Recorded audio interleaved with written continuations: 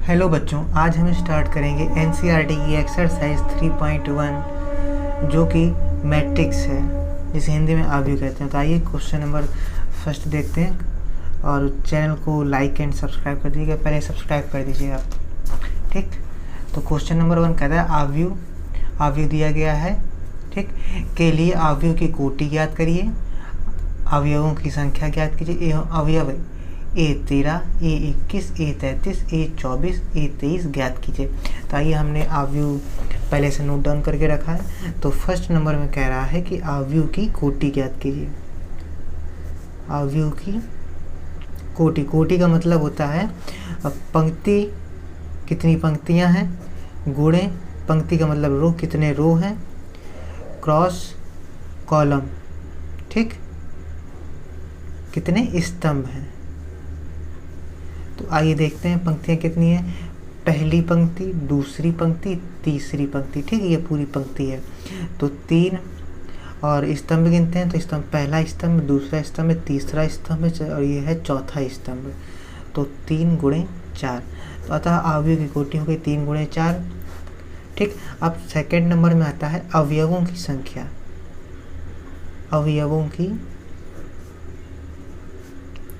अवयवों की संख्या, तो इसके मतलब अवयवों की संख्या मतलब ये है कि इसके अंदर कितने अवयव हैं। ये एक अवयव, ये दूसरा अवयव, ये तीसरा अवयव।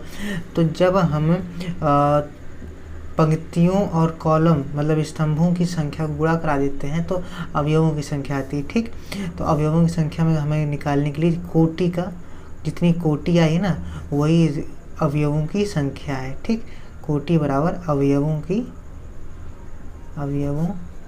की संख्या। बस अंतर इतना है, कोटि को 3 गुणे 4 के फॉर्म में ही लिखेंगे, इसको हल करके सीधे 12 नहीं कर देंगे, ठीक। तो कोटि कितनी है, 3 गुणे 4 = 12। तो अवयवों की संख्या हो गई 12, अवयवों की संख्या, ठीक। अब तीसरा सवाल इसी में पूछता है कि अवयव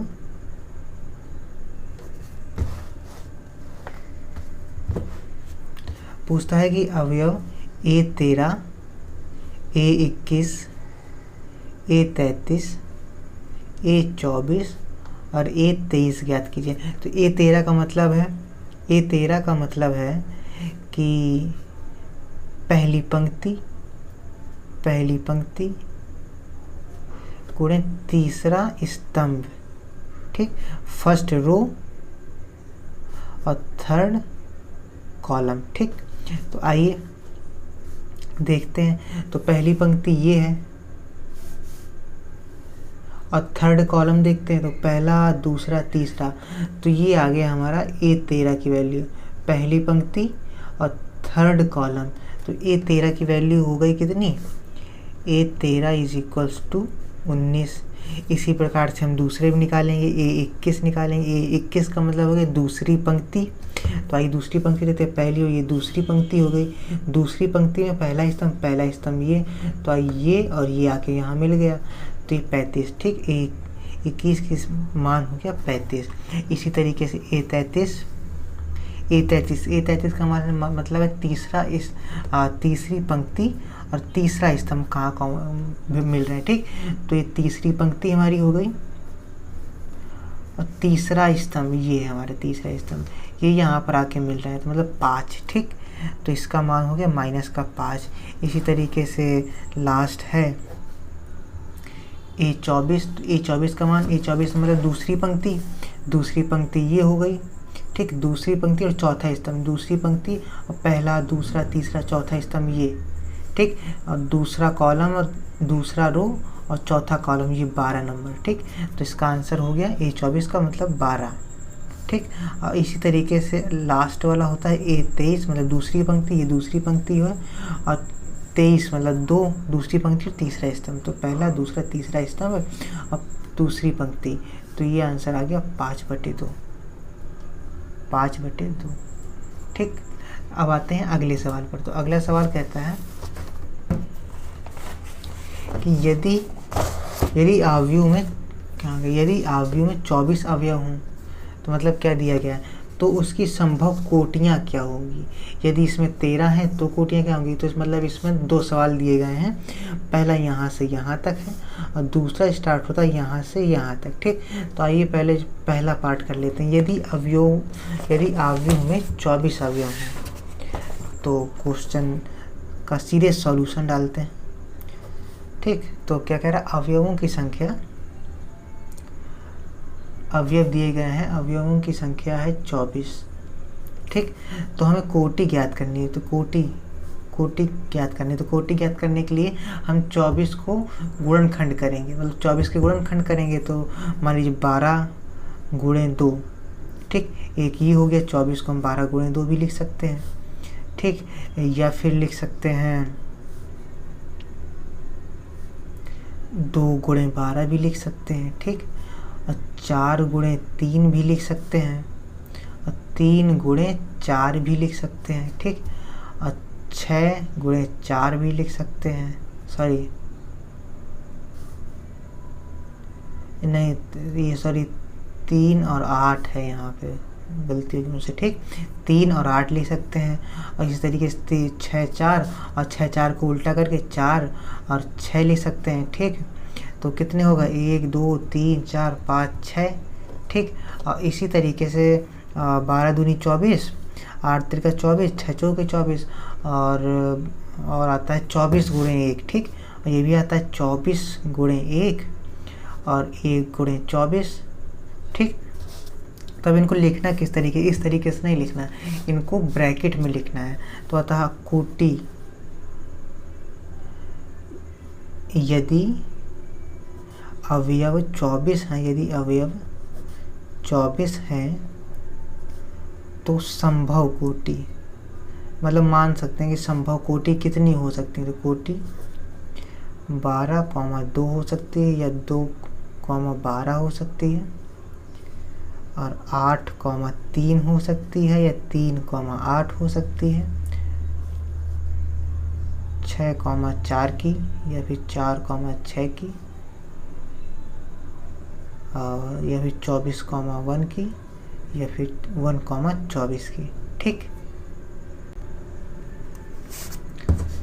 सॉरी मैंने थोड़ा यहाँ गलत कर दिया, ये इस तरीके से नहीं लिखा जाएगा, मतलब क्रॉस में ही लिखा जाएगा, लेकिन यहाँ पर क्रॉस होगा, यहाँ लिए सही लिखा था, यहाँ पर ये कॉमा क्रॉस होगा हर चीज़ में, क्योंकि कोटि क्रॉस में लिखते हैं ना कि 3x2 या फिर 4x5 इस तरीके से, तो यहाँ पर क्रॉस होगा, माय मिस्टेक। ठीक, अब सेकेंड पार्ट कह रहा है इस सवाल का कि यदि इसमें 13 अवयव हों तो कोटियाँ क्या होंगी।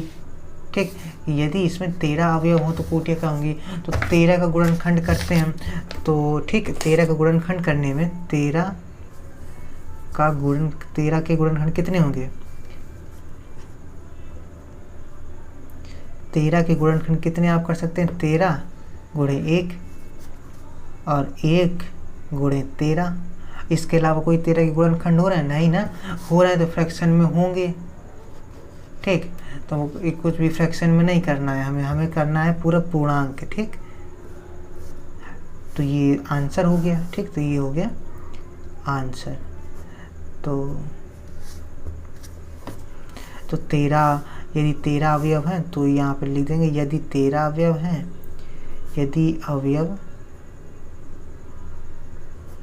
यदि अवयव 24 हैं तो संभव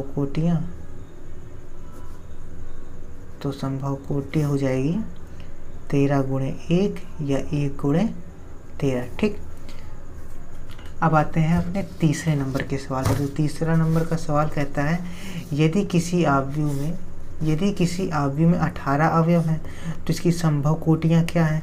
देखिए दूसरे नंबर के तरीके ही तीसरा नंबर है। ठीक, तो 18 के गुणनखंड कर लेंगे, इसी तरीके से करें। यदि इसमें 5 अवयव हों तो क्या हुआ, इसमें 13 है, इसमें 5 है, तो उससे बिल्कुल सेम सवाल है, आप कर लेंगे। ठीक, तो मैं इसको सिंपल करके ऐसे ही बता दे रहा हूँ, हिंदी वगैरह आपको सब यही करनी है। और सॉल्व तीसरा, 18 के गुणनखंड करेंगे तो कितने हो जाएंगे। पहले तो हो गया 9 गुणे 2, 9 दूनी 18। ठीक, और 2 गुणे 9, फिर आ गया 3 गुणे 6 और 6 गुणे 3। ठीक। और फिर आ गया 6 के बाद पहले 2 3 9, ठीक। हाँ 9 9 गुणे 2 तो हो चुका है, ठीक। अब आगे सीधे 18 गुणे 1 और 1 गुणे 18, ठीक। 1 2 3 4 5 6, ठीक। तो ये हो गया आपका आंसर 18 वाले का। अब करा अगर यदि 5 अवयव हो तो 5 अवयव तो 5 के गुणनखंड हम कर लेते हैं। तो 5 गुणे 1 पहला हो गया और 1 गुणे 5 ये दूसरा हो गया। तो बस यही आंसर होना है। हिंदी इस तरीके से आप लिख दीजिएगा, बता दिया है। अब आते हैं क्वेश्चन नंबर 14 पे, ठीक। तो सॉल्व करते हैं क्वेश्चन नंबर 14। तो चौथा क्वेश्चन कहता है कि 1 2 गुणे 2 अवयव a is equals to small a I J की रचना कीजिए जिसके अवयव निम्नलिखित प्रकार से प्रदत्त हैं, ठीक।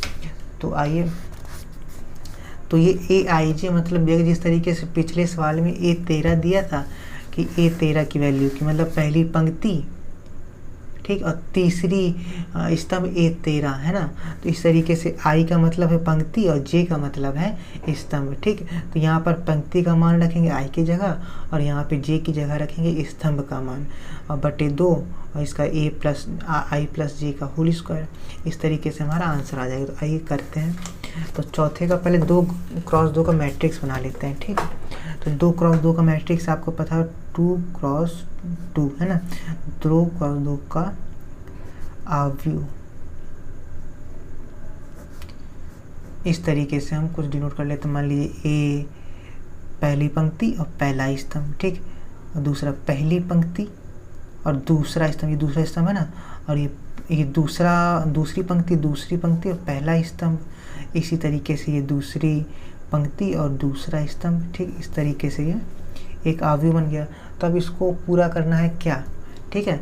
तो ए आई जे हमें पहला नंबर का ए आई जे की वैल्यू दी गई है। ए आई जे की वैल्यू है आई प्लस जे का होल स्क्वायर बाई 2, ठीक।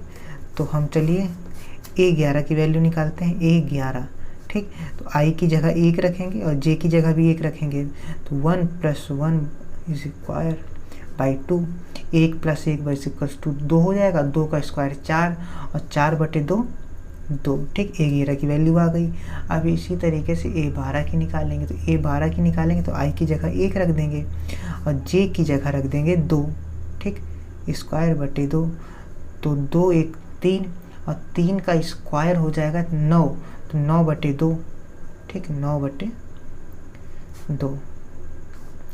इसी तरीके से A21 की वैल्यू निकालें। A21 की वैल्यू, तो A21 की वैल्यू भी यही आएगी। अब I की जगह रखेंगे 2, ठीक। ये I की वैल्यू, ये J की वैल्यू है। तब I की जगह रखेंगे 2 और J की जगह 1 का स्क्वायर बटे 2। तो आना वही है 9 बटे 2 ही आएगा, ठीक। और इसी तरीके से हम निकाल लेते हैं A22 की वैल्यू। A22 की वैल्यू I की जगह रखेंगे 2, J की जगह 2 का होल स्क्वायर बाई 2। तो 2 को 2 4, ठीक, और 4 का स्क्वायर होता है 16, 16 बटे 2 और 16 को 2 से काटेंगे तो 8 आ जाएगा। 8 दूनी 16 होता है क्योंकि 8। तब इनकी वैल्यू रख देते हैं, ठीक है। इसको इक्वेशन फर्स्ट मान लेते हैं। तो अब क्या लिखेंगे, लिखेंगे by putting the value of A I J, by putting the value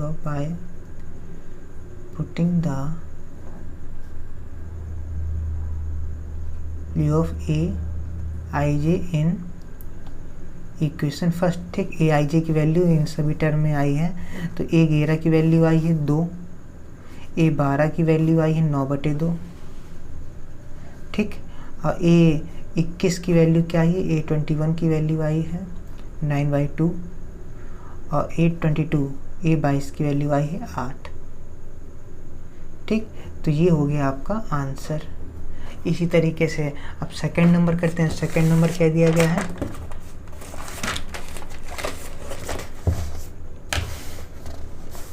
second number, ठीक, दिया है A I J is equal to I by J. आइए देखते हैं। तो उसी तरीके से हमको पहले ए आई जे की वैल्यू दी गई है। तो कितनी दी गई है, आई बाई जे, ठीक।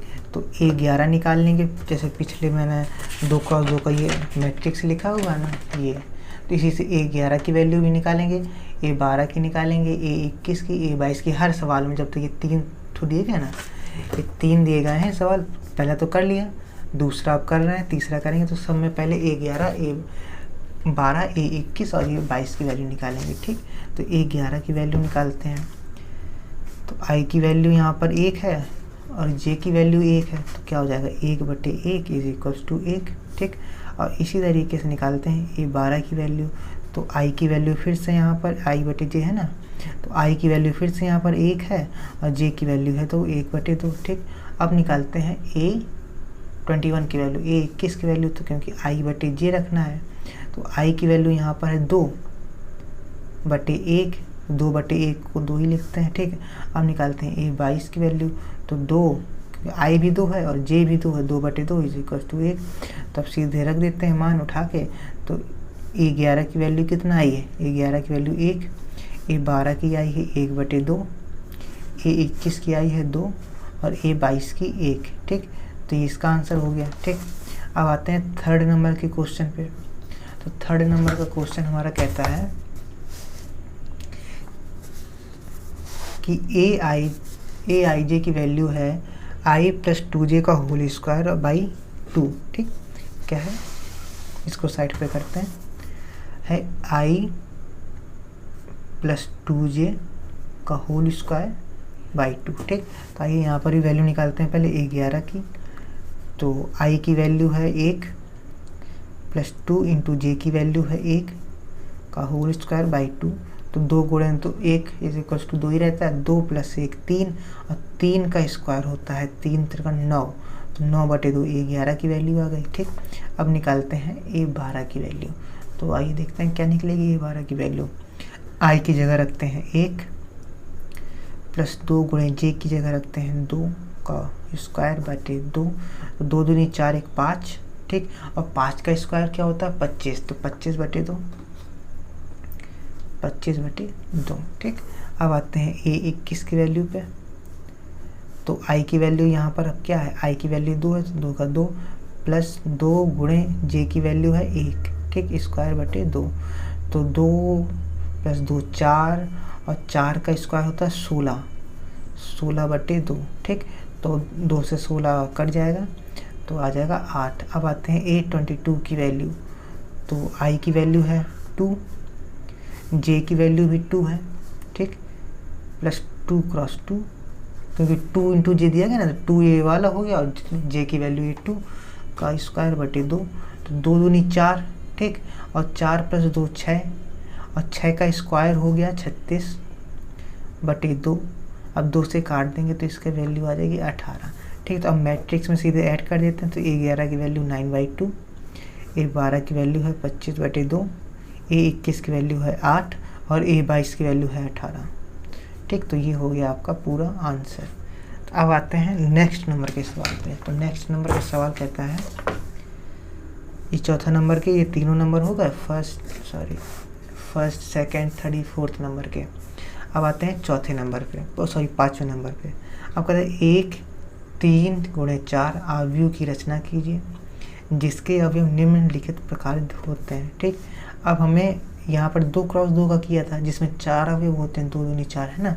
अब इसमें करना है 4 × 3 12 अवयवों वाला। ठीक, 4 × 3 अवयव का। तो AIJ दिया गया 1/2 mod -3I + J। तो ये इन दोनों में से एक ठो करके दिखा देते हैं आपको। तो मान लीजिए पहला मॉड वाला करके दिखा देते हैं आपको। ठीक है, मॉड की प्रॉपर्टी तो आपको पता ही होगी, अगर कोई भी संख्या मॉड के अंदर है तो उसकी वैल्यू हमेशा पॉजिटिव रहती है। ठीक है, तो आइए करते हैं।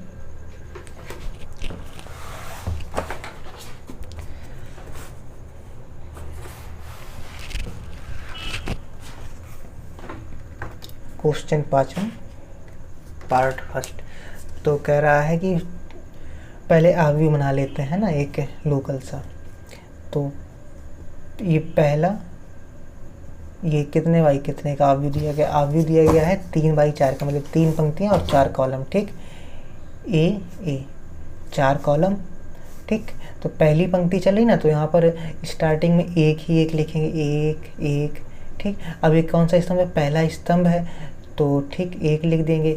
अब ये सेकंड कॉलम है तो यहाँ पर लिख देंगे 2, ये थर्ड कॉलम है तो यहाँ लिख देंगे 3, ये फोर्थ कॉलम है तो यहाँ लिख देंगे 4, ठीक। इसी तरीके से ये फर्स्ट रो हो गई।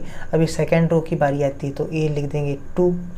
अब क्योंकि ये फर्स्ट कॉलम है तो 21, ए 22, इसी तरीके से ए 23, ए 24। अब इसी तरीके से नीचे आएंगे, ए थर्ड रो है तो 31, ए 32, ए 33 और ए 34, ठीक। तो ये हमारा बन गया अवयव। अब बात करनी है हमें किसकी, तो ए आई जे की वैल्यू हमें मालूम है। ए आई जे की वैल्यू किताब में ही दी गई है 1/2 मॉड ऑफ -3i + j, ठीक। तो आइए A11 की वैल्यू याद करते हैं। -1/2, सॉरी ये मॉड है, मैंने गलत कर दिया, माइनस नहीं है, 1/2 मॉड -3i की वैल्यू दी गई है 1, ये दिया गया है आपको। एक पहली i की वैल्यू है, दूसरी j की वैल्यू है, ठीक। समझ रहे होंगे आप। तो 3 × 1 + j की वैल्यू 1, तो 1/2, 3 एकम 3, -3 + 1, तो -3 में +1 तो -2 आएगा। और क्योंकि मॉड के अंदर है आएगा -2, ओके। क्योंकि मॉड के अंदर है तो ये बाहर आएगा तो प्लस का हो जाएगा, 2/2 = 1, ठीक। A11 की वैल्यू आ गई। अब ज्ञात करते हैं A12 की वैल्यू, ठीक। तो इसी तरीके से 1/2 -3 × 1 + 2, तो 3 × 3 और -1 आ जाएगा, -1 बाहर आ जाएगा तो सीधे 1/2 इसकी वैल्यू, ठीक। अब ज्ञात करते हैं A13, तो 1/2 -3 × 1 + 3, ठीक। तो सॉरी मॉड है, मैं बार बार ब्रैकेट लगा दे रहा हूँ तो उसके लिए सॉरी, ठीक। तो -3 × 1 = -3 रहेगा और +3 तो ये कट जाएगा, ठीक, मतलब 0 आ जाएगा। तो अब 0 का मॉड 0 ही होता है, क्योंकि 0 ना प्लस होता है ना माइनस, मतलब प्लस कह सकते हैं लेकिन माइनस नहीं होता है, तो ठीक 0। अब आते हैं A14 की वैल्यू पर, तो -1/2 मॉड ऑफ -3 × i की वैल्यू अभी भी 1 ही है, 1 + j की वैल्यू बदल गई 4। तो अब यहाँ पर क्या हो जाएगा, -3 × 1 = -3 और +4, तो यहाँ पे आ जाएगा +1 और +1 तो +1 ही रहेगा, मॉड खुले या ना खुले, ठीक। तो आ जाएगा 1/2 आंसर, ठीक।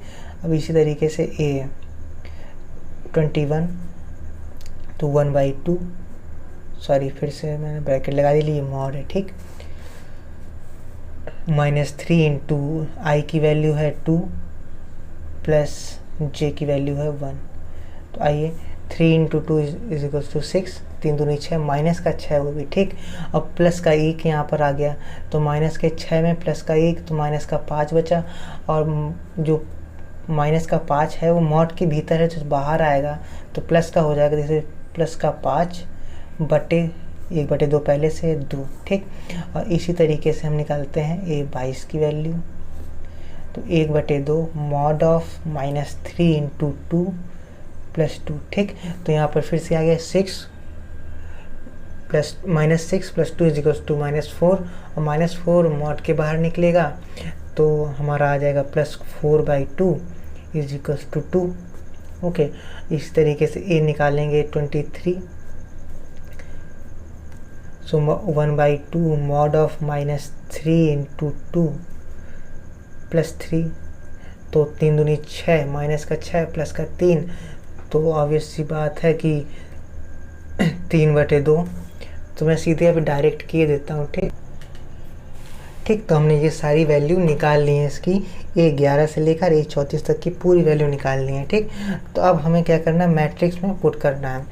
तो आइए A11 की वैल्यू निकली थी हमारी 1, इसी तरीके से A12 की वैल्यू निकली थी 1/2, A13 की निकली थी 0, ठीक। और A14 की वैल्यू निकली थी 1/2। और आते हैं फिर सेकंड रो में, तो A21 की वैल्यू मतलब A21 की वैल्यू निकली थी 5/2, A22 की 2, A23 की वैल्यू 3/2 और ए 24 की वैल्यू 1, ठीक। और आते हैं फिर ए 31 की वैल्यू, मतलब थर्ड रो फर्स्ट कॉलम, तो इसकी वैल्यू आई थी 4, और ए 32 की वैल्यू आई है 7/2, ए 33 की वैल्यू आई है 3, एंड ए 34 की वैल्यू आई 5/2। तो ये हो गया आपका आंसर। सॉरी आपको दिखाना है इसके लिए। तो ये हो गया आपका answer.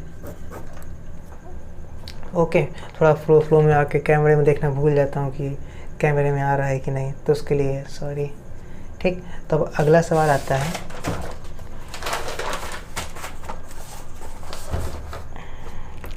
Question number 6वां। Question number 6वां कहता है निम्नलिखित समीकरणों से x, और ये जो सेकंड नंबर है ना, ये मान लीजिए आपका होमवर्क है, इसी तरीके से करना है, इस सवाल की तरह, इस सवाल की तरह, इस सवाल की तरह, इस सवाल की तरह, सब ये सेम सवाल है, ठीक। तो अब आते हैं कि 6वें नंबर पे कि निम्नलिखित समीकरण से x, y तथा z के मान ज्ञात कीजिए, ठीक। तो इसका मतलब ये है कि जब दो मैट्रिक्स बराबर में दी होती हैं और दोनों के जो कोटियां हैं वो समान होती हैं, ये 2x2 का मैट्रिक्स है, ये भी 2x2 का मैट्रिक्स है, तो उनके जो समान अवयव है ना, तो मतलब जैसे कि ये A11 है, तो A11 इसके A11 से, मतलब मान लीजिए ये A11 है, ये B11 है, तो A11 = B11, इस तरीके से 3 Z के बराबर होगा, इस तरीके से x 1 के 5 तो 5 के बराबर है ही, है ना। इस तरीके से आइए करते हैं, इस तरीके से x + y बराबर होगा 6 के, और 5 + z बराबर होगा 5 के, x × y बराबर होगा 8 के, और 2 तो 2 के बराबर है ही। तो आइए सॉल्व कर लेते हैं जल्दी से फटाक से, ठीक। तो क्वेश्चन 6वें का पहला कह रहा है 4x 3 5, ठीक, = y z 1 5। तो मैं आपको सीधे बता दे रहा हूँ क्या करना है कि x y z की वैल्यू ज्ञात करनी है, ठीक है। तो लिखना दोनों अवयवों की तुलना करने पर, दोनों अवयवों की मैट्रिसेस की तुलना करने पर, बाय कंपैरिजन बोथ मैट्रिसेस, तुलना करने पर तो क्या आएगा, 4 तो 4 के बराबर है ही, 3 = z, ये लिख सकते हैं सीधे z = 3। ये ज़्यादा डिसेंट लगता है कि पहले z की वैल्यू रख लो या x की वैल्यू y की वैल्यू, है ना। और दूसरी तरीके से x = 1, x = 1 एंड y = 4, ठीक है। तो ये आ गया अपना आंसर। अब सेकंड नंबर कह रहा है, सेकंड नंबर का सवाल कह रहा है, मैं सीधे लिख के दे रहा हूँ, किताब नहीं उठा रहा हूँ। x + y 5 + z 2xy = 6 2 5 8। Okay, तो अब आइए बाय कंपैरिजन, x + y = 6, ठीक, एंड 5 + z = 5। तो हमें यहाँ से z की वैल्यू आ गई, ठीक है। Equation 1, equation second, and x × y = 8। So by solving equation 1, by solving equation second, z = 0, क्यों, कैसे, 5 + z = 5, तो z = 5 - 5 = 0, ठीक। अब आती है और by solving equation first and third, ठीक। तो थर्ड इक्वेशन से हम देख सकते हैं कि x की वैल्यू आ गई 8/y, ठीक। तो अब इसकी वैल्यू रख देंगे इस वाले में, तो x + y = 6, x की वैल्यू 8/y निकाल लिए, तो x की वैल्यू रख देंगे 8/y + y = 6। अब एलसीएम ले लेंगे तो हो जाएगा 8 + y² = 6, ठीक। तो अब ये बन गया द्विघात समीकरण, तो 8 + y² = 6y। तो अब दोनों सब पक्षों को एक साइड लेते आएंगे, बराबर 0 कर लेंगे, y² - 6y + 8, ठीक। अब क्या करें, अब इसको कर देंगे मतलब इसको y² -4y -2y + 8। अब देखना 4 दूनी 8 हो जाएगा, माइनस माइनस प्लस भी हो जाएगा, और -4 -2 दोनों जुड़ के जाए -6 भी बना लेंगे, तो ये हो गया ना सिंपल। तो अब यहाँ से y कॉमन ले लेते हैं, तो y -4 बचेगा, यहाँ से -2 कॉमन ले लेते हैं, तो y -4 यहाँ से बचेगा बराबर 0, तो y -4 y -4 इंटू y -2 = 0। तो y की वैल्यू आ गई 4,2। ठीक, अब अगर हम यहाँ पर y की वैल्यू 4 रखते हैं, ठीक है, यहाँ पर देख लेते हैं अगर नेक्स्ट पेज पे क्या z, देखिए z की वैल्यू 0 आ गई है और y की वैल्यू आ गई है 4,2। तो x की वैल्यू कितनी थी हमारी 8/y। If y = 4 then x = 8/4। ठीक, तो कितनी आ जाएगी 2। If y = 2 then x = 8/2 = 4। ठीक, तो ये आ गई x y z की वैल्यू। अब आते हैं अपने थर्ड नंबर के सवाल पर। थर्ड नंबर का सवाल कहता है कि x + y + z upon x + z upon y + z = 9, 5, 7। ठीक, ये दिए गया है सवाल। अब सॉल्व करते हैं इसे। ठीक, तो कैसे सॉल्व करेंगे, तो by comparing both side. So x + y + z = 9 and x + z = 5 और y + z = 7। ठीक, तो अब first equation, second equation, third equation. ठीक, तो पहले सेकेंड को और थर्ड को सॉल्व कर लेते हैं, तो जिससे z से z कट जाएगा और y + x की वैल्यू आ जाएगी। तो आइए करते हैं, या फिर ऐसा नहीं करते हैं, इक्वेशन फर्स्ट एंड सेकेंड को सॉल्व करते हैं। तो x + z कट जाएगा, y की वैल्यू आ जाएगी। ठीक, तो by solving equation first and second, तो x + y + z = 9 and x + z = 5। घटा देते हैं, तो घटाने में क्या निशान बदल जाते हैं यहाँ के, तो माइनस। ठीक, x प्लस का x माइनस का x कट गया, और प्लस का z माइनस का z ये कट गया, तो y = आ गया 9 - 5 = 4। y की वैल्यू 4 आ गई। अब अगर y की वैल्यू यहाँ से 4 आ गई तो देखिएगा, तो z की वैल्यू कितनी आ गई, सो y + z = 7 दी गई है, और y की वैल्यू 4 दी गई है, तो z = 7 - 4 हुआ ना, तो z की वैल्यू 3 आ गई। अब अगर z की वैल्यू 3 आ गई है तो x + z = 5 equation number second से, तो z की वैल्यू रख देते हैं, तो x + 3 = 5, सो x = 5 - 3 = 2। ठीक, तो x y z की वैल्यू आ गई ना, x, y, z = x की वैल्यू 2, y की वैल्यू है 4 और z की वैल्यू है 3। ठीक, ये हो गया आपका आंसर। आते हैं अगले सवाल पर। तो अगला सवाल कहता है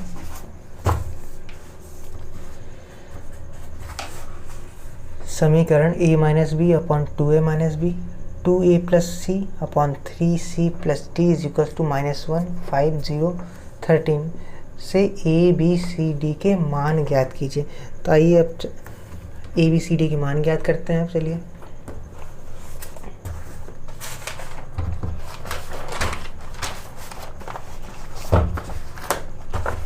आइए पहले सवाल नोट कर लेते हैं। तो क्या समीकरण दिया गया है, क्वेश्चन 7वां समीकरण दिया गया है a - b 2a + c 2a - b 3c + d okay = -1, 5, 0, 13।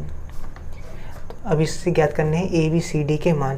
तो आइए बराबर कर लेते हैं। क्या a - b = -1 और 2a minus B is equals to 0। तो इससे एक इक्वेशन बन गया क्या, a is equals to B by 2। ठीक, इक्वेशन नंबर फर्स्ट ये हो गया एंड इक्वेशन नंबर सेकेंड ये।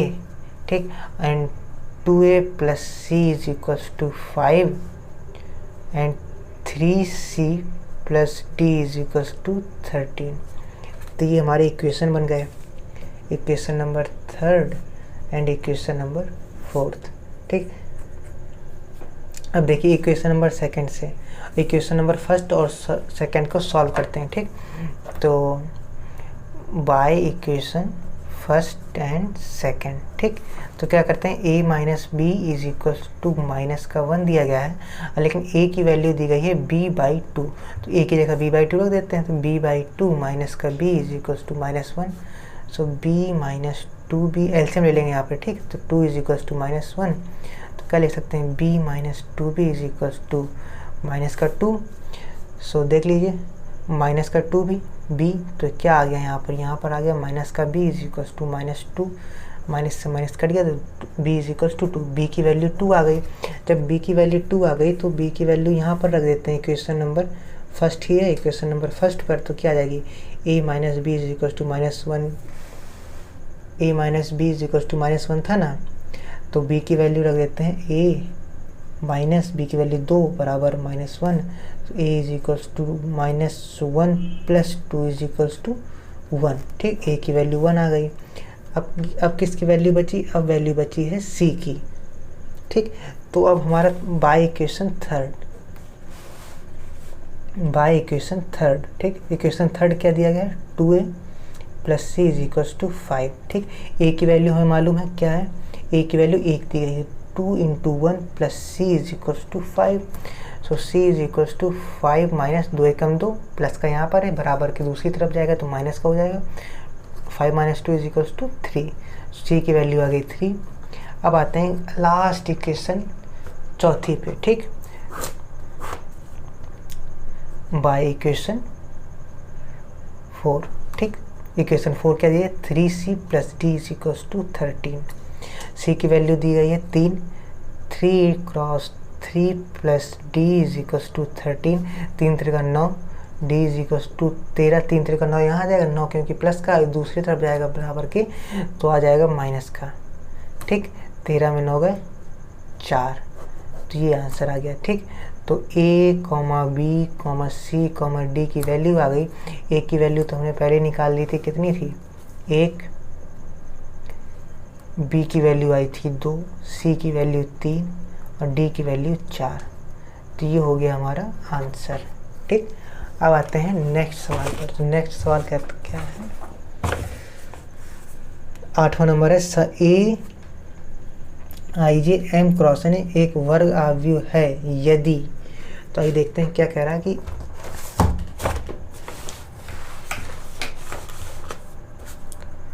क्वेश्चन 8वां कह रहा है कि ए आई जे, ठीक, एक वर्ग, इसका क्या, एम क्रॉस एन कोटि दी गई है, एम क्रॉस एन एक वर्ग आव्यूह है, एक वर्ग आव्यूह है। तो एक वर्ग आव्यूह कब होगा, जब m लेस देन n होगा, m ग्रेटर देन n होगा, या m is equals to n होगा। ठीक, या इनमें से कोई नहीं। तो एक वर्ग आव्यूह के लिए कंडीशन होती है क्या, कि मैंने वर्ग आव्यूह की आपको परिभाषा बताई थी कि वर्ग आव्यूह वो होता है m is equals to n हो, मतलब जितनी पंक्तियां हों उतने ही स्तंभ हो, तभी तो एक बॉक्स की तरह की, वर्ग की तरह की आकृति बनेगी, जिसकी चारों भुजाएं बराबर हों, चारों भुजाएं मतलब आमने सामने की भुजाएं।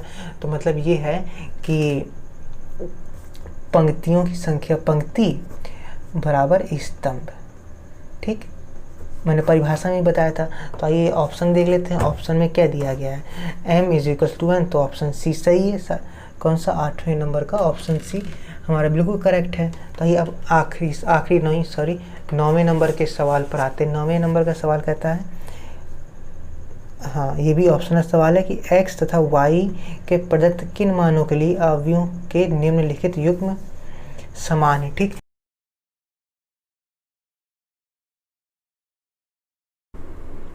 तो ये हमारा दिया गया क्वेश्चन नंबर 9। अब हमें इसमें दिखाना है कि x तो y के पद किन मानों के लिए अवयवों के युग्म समान है ना। तो युग्म समान है मतलब एक ये दिया गया, युग्म मतलब जोड़ा है ना, एक ये अवयव दिया गया है और एक ये अवयव दिया गया है। मतलब ये है कि ये 3x + 7 5y + 1 2 - 3x = 0 y - 2 8 and 4 ये बराबर होने चाहिए। युग्म मतलब इन दोनों को समान होना चाहिए, मतलब कि 3x + 7 = 0 होना चाहिए, 5 बराबर होना चाहिए y - 2 एंड y + 1 = 8 होना चाहिए एंड 2 - 3x = 4 होना चाहिए। ठीक, तो आइए देखते हैं y प्लस, आइए शुरू से ऐसे ही पहले नंबर देखते हैं। 3x + 7 = 0। ठीक, तो x की वैल्यू आ गई -7/3। ठीक, इसी तरीके से दूसरा करते हैं y - 2 = 5। सो y की वैल्यू आ गई 5 + 2 = 7। ठीक, and then y + 1 = 8। So y की वैल्यू आ गई 8 - 1 = y = 7 and then 2 - 3x = 4। So -3x = 4 - 2 = 2 - 3x, तो x की वैल्यू आ गई -2/3। अब देखिए y की वैल्यू तो सेम आ रही, y = 7, y = 7, लेकिन x की वैल्यू डिफर हो रही है ना।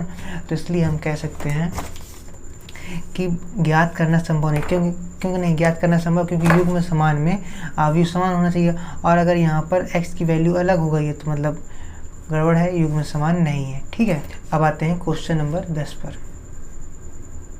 अब यहाँ ये लिख देते हैं, अतः क्या कहते हैं, ऑप्शन में क्या था, ज्ञात करना संभव नहीं है। ज्ञात करना, ऑप्शन डी, ज्ञात करना, ऑप्शन नंबर बी, ज्ञात करना संभव नहीं है। ज्ञात करना संभव नहीं है, ऑप्शन नंबर बी। ठीक, अब आते हैं क्वेश्चन नंबर 10 पे। तो क्वेश्चन 10 है ऑप्शन 3 × 3 कोटि के एक ऐसे 3 × 3 कोटि के एक ऐसे अवयव की कुल संख्या होगी। कितनी कुल संख्या होगी जिसकी प्रत्येक प्रविष्टि 0 या 1 हो। 0 या 1 हो का मतलब है कि दोनों को लेके एक बार देखना है। तो जब ऐसे सवाल आए तो सीधे आपको एक फॉर्मूला लगाना है 2n। n की जगह क्या है, n की जगह रखेंगे अवयव। ठीक, तो क्योंकि 0 या 1 की बात कर रहा है, मतलब 0 या 1, मतलब पहले 0 में ज्ञात कर लेना, फिर 1 में ज्ञात कर लेना, तो हम दोनों का सीधे ज्ञात करेंगे। तो 2n, और n का मान कितना है, n का मान है, क्योंकि ये अवयव 3 × 3 का है, इसलिए n का मान आ गया 9। ठीक, और 2 अगर 2 × 2 × 2 ... 9 टाइम्स करेंगे तो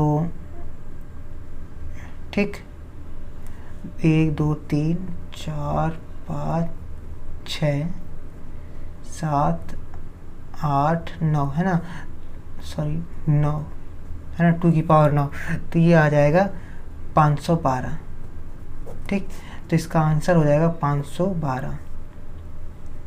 तो आपको ये फॉर्मूला सीधे याद रखना है 2n, और n की जगह हमें रखना है अवयवों की संख्या, अवयवों की संख्या। और आपकी इसी तरीके से 3.1 ख़त्म होती है। सो थैंक यू, और वीडियो पसंद आए तो सब्सक्राइब कर लीजिएगा चैनल को, वीडियो को लाइक कर दीजिएगा, बस यही चाहेंगे आपसे। And thank you.